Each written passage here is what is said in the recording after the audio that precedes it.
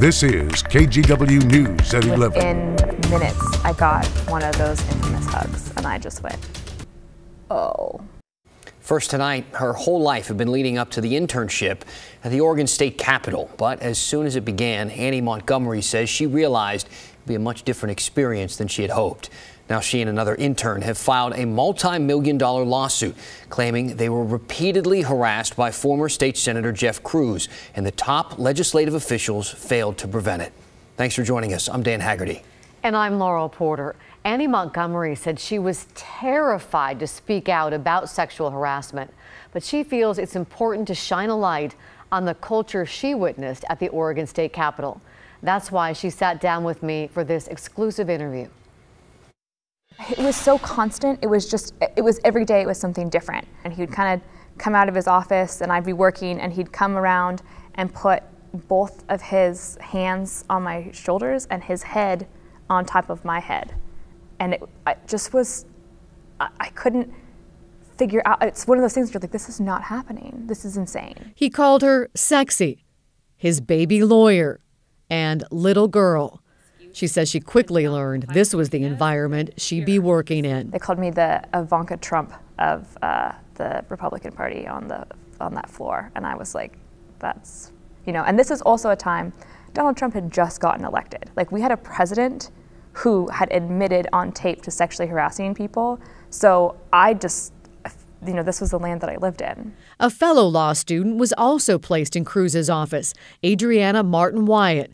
Annie says Cruz harassed them both. I watched a lot of the long hugs and anytime if she was standing up in the file cabinet, like he would come in and like hug her from behind or touch her hips. They did what they could to avoid Cruz, giving him cues his touches were unwanted and inappropriate, removing his hand when he touched them, avoiding him.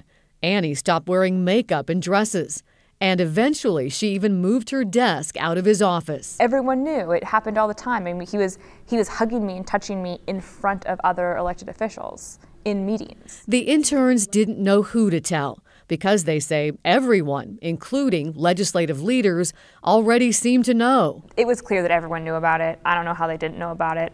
I mean, when he was taken off his committees for smoking in his office, but they, it's like, when they put two young women in his office, it's like having a big alligator that's in a swamp, and I felt like we were just live chickens they were chucking in. It was, no one cared.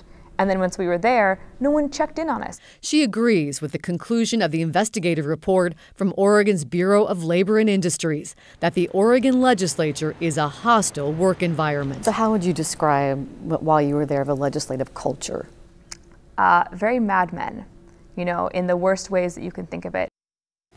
Last year, State Senator Jeff Cruz resigned from the Senate under pressure after Annie Montgomery had already left the legislature. He did not respond to our request for comment on this story today, but he told the Roseburg News Review today, his hometown newspaper, the allegations were, quote, not real, and that the two women were recruited to file this lawsuit. You can check out KGW.com right now to watch much more of my interview with Annie Montgomery, see a statement from the second intern who filed the suit. She now lives in Arizona, and take a closer look at the lawsuit. And Montgomery says that she filed the lawsuit to force change at the Capitol. Leaders there say there's already a major effort there underway right now to change the culture that allowed sexual harassment to happen. Senate President Peter Courtney is one of the people named in the lawsuit. He told us today he couldn't comment on it, but he did agree to sit down with us and talk about the culture at the Capitol. He says he's backing big changes. You're going to see legislation. You're going to see budget allocations. You're going to see a new agency for the legislature. You're going to see training.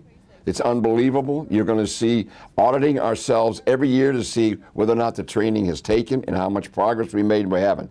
This will be a different place when we sine die on June 30th or earlier in terms of workplace issues. It will be a different place.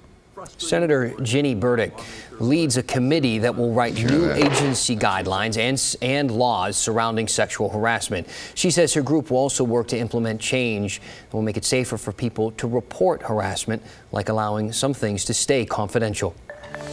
New tonight, we're hearing from the union that represents Portland Police commanding officers about the scandal involving a lieutenant and his text to the leader of a protest group. They say that there's nothing inappropriate about it. Let's go to KGW's Mike Benner. He's been following this story since last week. Mike, they're not really happy with how some elected officials responded.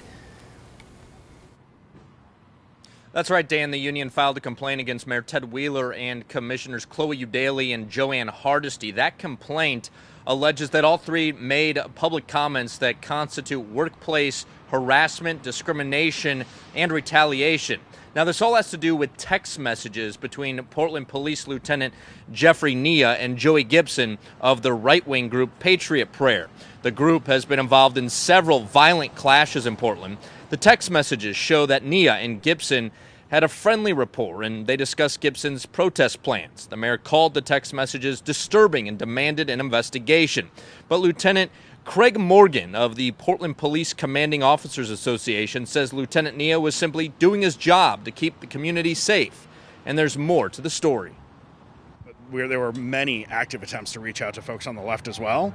Generally, we weren't as successful in those reach out efforts, so there does appear to be this perception that we are communicating more with one side than the other, but that's not due to a lack of effort on our part. It's simply due to a lack of success lately in establishing that relationship. Lieutenant Morgan goes on to say he's upset with the rush to judgment by the mayor and the commissioners. In the meantime, in regards to that complaint filed by the union, earlier today, Mayor Ted Wheeler told us that he doesn't believe it has any merit. Back to you. More to come. Mike, thank you for the update. Now we want to get you caught up in some of today's other headlines. West trains were stopped this evening after one hit a woman in Tigard. It happened on the tracks next to Commercial Street near Southwest 98. The woman's injuries are life-threatening. It's not clear yet why she was on the tracks. A man is in the hospital following a shooting in northeast Portland this afternoon. He was seriously wounded. Happened just before 4 near 10th and Killingsworth. Police have not released any information on the suspect. The stepson of a Portland chef who was murdered is filing a wrongful death lawsuit. He's suing his stepmother, Nancy Brophy, for $1.7 million. The romance novelist is accused of killing her husband, Daniel Brophy, who was found dead inside the Oregon Culinary Institute. A Clatsop County man wound up in jail after calling for help when his car got stuck in the snow. Sheriff's deputies say they found a 13-year-old in the car with 37-year-old Christopher Knox.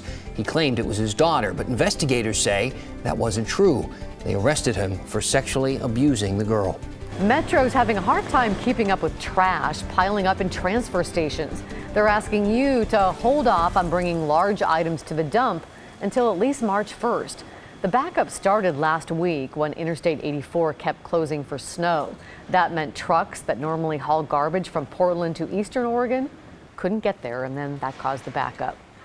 In tonight's viewer voice poll, we want to know what you think about a plan to let 16-year-olds vote. So the Salem Statesman Journal reports that several lawmakers are working on a plan to lower that voting age from 18 to 16 in Oregon, and they plan to introduce a bill asking voters to change the Oregon Constitution. If this passes through the legislature, the issue would then go up for a vote in the 2020 election. And if voters approve it, it would then make Oregon the first state to lower voting ages to 16. What do you think? Tell us your opinion on it. Go to kgw.com/vote or click the viewer voice tab on your KGW app. Let us know how you feel. Yes or no. Is it a good idea? We reveal the results a little later in the show.